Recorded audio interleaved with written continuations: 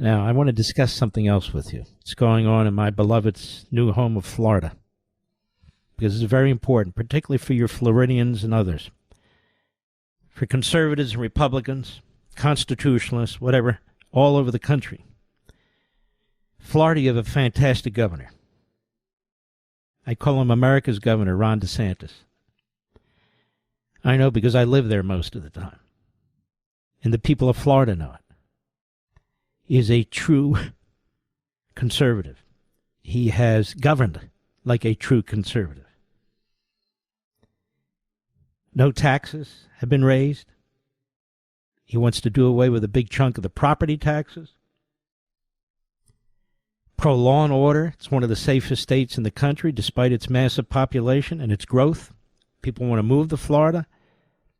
When it comes to emergencies like hurricanes, there's nobody better. The guy is fantastic. He's absolutely fantastic. And he's been an executive. You know, not just a senator and a this. No, he's an executive. Over at the Federalist, there's a very important article. Very important article by Joy Pullman.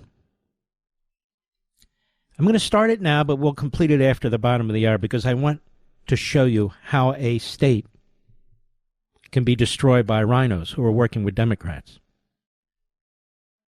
Republicans may be heading toward a non-confidence vote in Florida House Speaker Daniel Perez after he and other state legislators have spent this spring attempting to neuter policies that make Florida the national pace-setter for effective governance.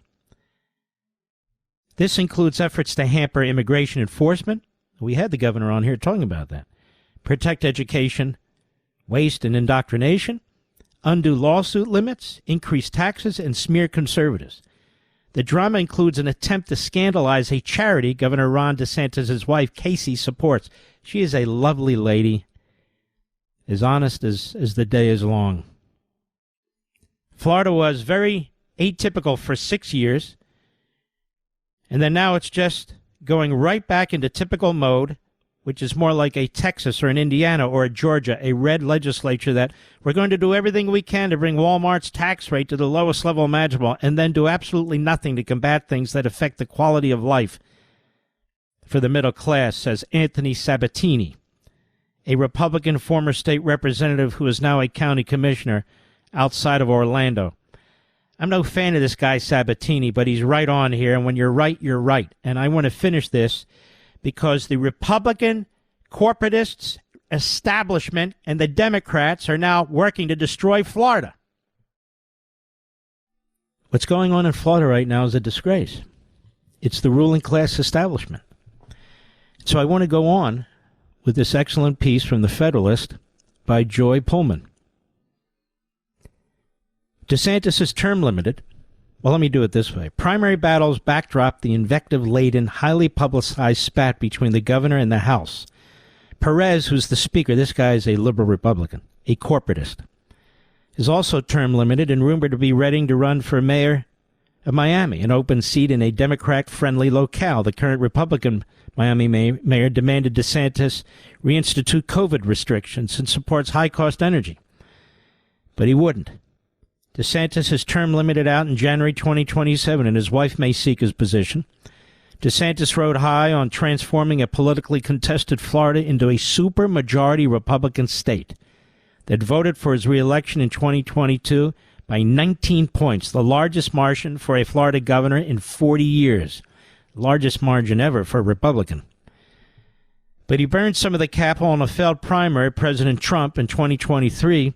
How come Rubio didn't burn capital in 2016, I wonder? Even while delivering Florida big for Trump that cycle. That is term limit and DeSantis' effective 2024 support for culturally conservative ballot measures protecting Florida from legalized weed. He was protecting it from companies that would have made a fortune, foreign companies from Canada. And unlimited abortion resharpened the knives of the big business donor class in Florida. The establishment.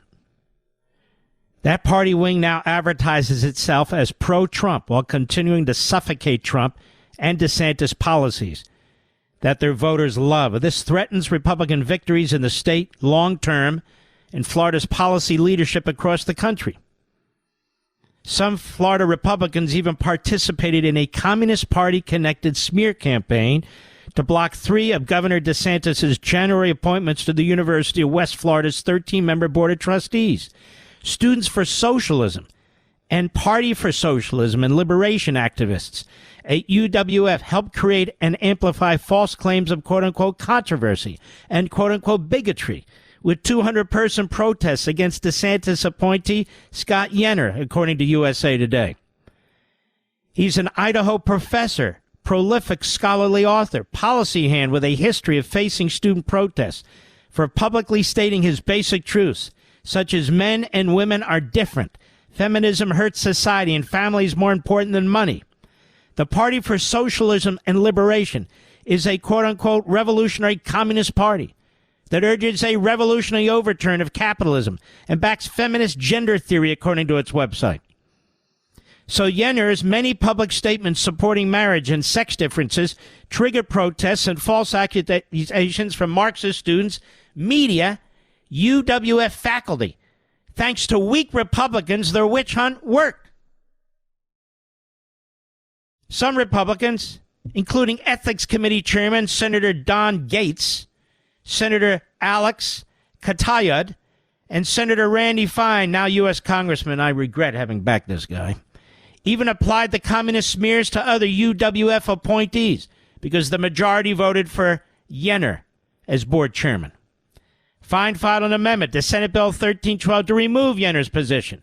Republican Representative Alex Andrade, who led attacks on Casey DeSantis' charitable efforts, filed a similar amendment in the House.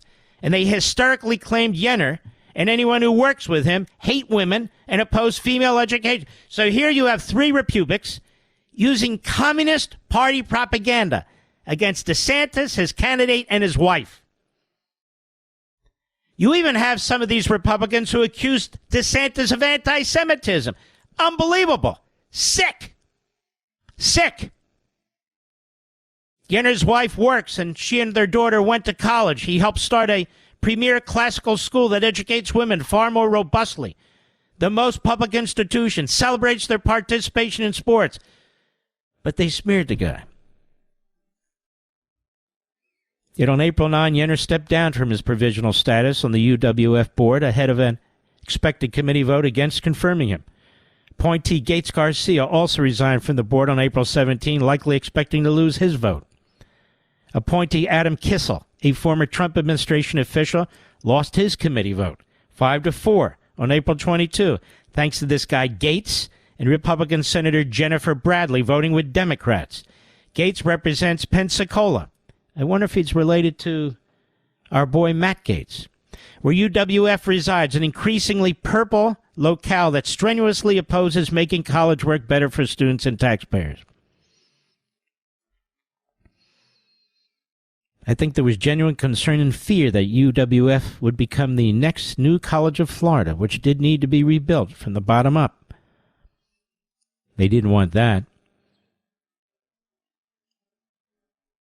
Kissel, also a trustee for Southern Wesleyan University, a board member for the National Association of Scholars, noted that typically trustees simply co-sign college presidents and faculty. A university employee even gave him. So here's DeSantis fighting these colleges, trying to put conservatives on these boards and in these positions. These communist elements, literally, that's what they self-proclaim, put together these smear tactics, which are then picked up by Republicans, apparently by this guy Fine. Again, I didn't know any of this, among others, to attack him, to attack the people he's supporting. DeSantis' appointments mess with state lawmakers' penchant for treating education as a patronage system, Sabatini said. They want to be able to push and advocate for people in their own political system, staffers, lobbyists, supporters, donors, that are part of their little crew, to get no-show jobs at the university for fundraising or planning or development, etc. He said, of course, you can't say that publicly, so the pretext is Scott's a racist or a sexist or whatever.